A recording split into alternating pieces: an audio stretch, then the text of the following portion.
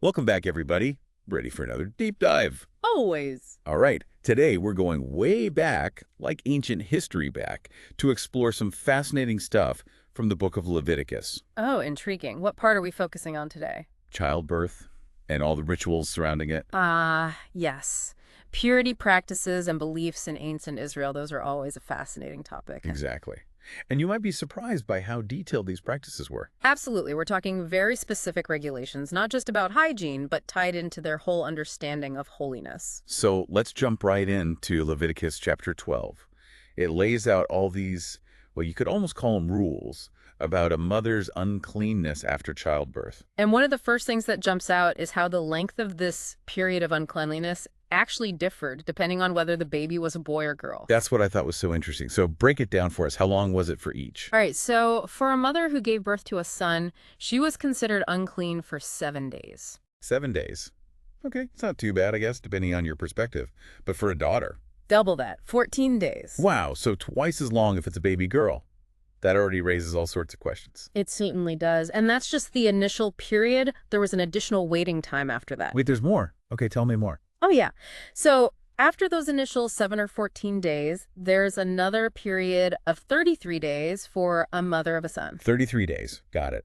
And for a daughter. 66 days. Wow, they really doubled down on that difference, didn't they? It seems that way. Yeah. And during this extended time, there were restrictions on the mother. She couldn't touch anything considered hallowed, sacred objects or enter the sanctuary. The sanctuary meaning the holiest part of the temple. Yeah. Exactly. So for a significant amount of time, depending on the baby's gender, the mother couldn't fully participate in religious life. It really highlights how deeply intertwined their spiritual beliefs were with even the most physical aspects of life. It wasn't seen as a punishment, though, more like a process, a gradual reintegration back into communal and religious life. Like a ritual cleansing.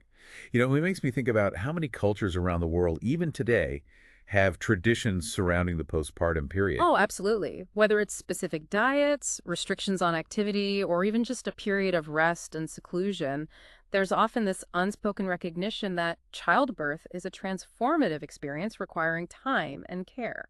So maybe these ancient practices weren't so different from how we approach things today. It's just fascinating to see how it was all codified in their religious law. It's remarkable how detailed it is. But it wasn't just about time, was it? You're right, there's more. Leviticus also outlines the sacrifices that a mother was required to offer after this whole purification process was over. Yes, sacrifices played a crucial role here. The prescribed offering was a lamb and a bird. A lamb and a bird. That seems like a lot. What were they for exactly? Well, the lamb was a burnt offering, considered a gift to God. Okay, a gift, I got it.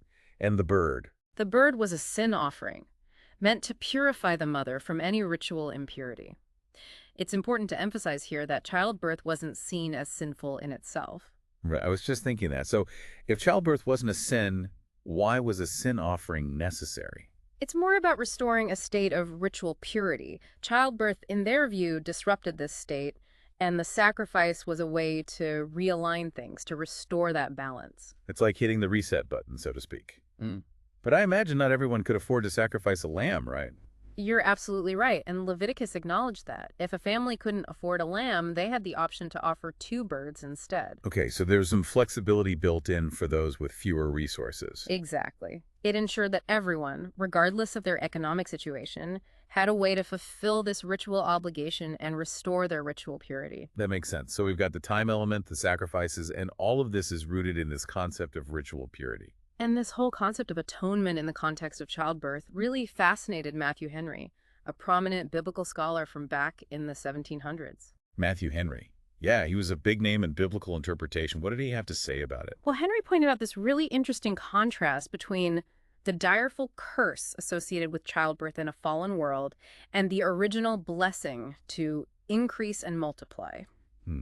That's powerful juxtaposition.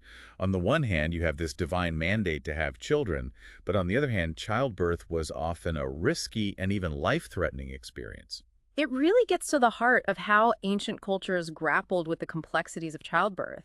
The joy and the potential for suffering all wrapped up in this one event. It wasn't a simple thing for them, and Henry's commentary really brings that to light. It also highlights how seriously they took these rituals. It wasn't just going through the motions. It was about addressing these profound realities of life and death. Absolutely. And that's what makes these ancient practices so thought-provoking even today. So we've been on this incredible journey exploring how ancient Israelites viewed childbirth through the lens of purity, ritual, and even their understanding of mortality. It makes you wonder how these practices compare to what we do today. Right. I mean, we have our own rituals and customs surrounding childbirth, but do they serve the same purpose? That's the question, isn't it? What do our practices reveal about our values and beliefs? It's almost like holding up a mirror to ourselves, looking at these ancient practices and asking what's changed and what stayed the same. And what does it all mean for how we approach childbirth, parenthood, and these huge life-changing moments? Great questions to ponder. And that's what we hope this deep dive has sparked for all of you listening. A little curiosity, a little reflection, and maybe even some deeper understanding of ourselves and the world we live in. Thanks for joining us. Until next time.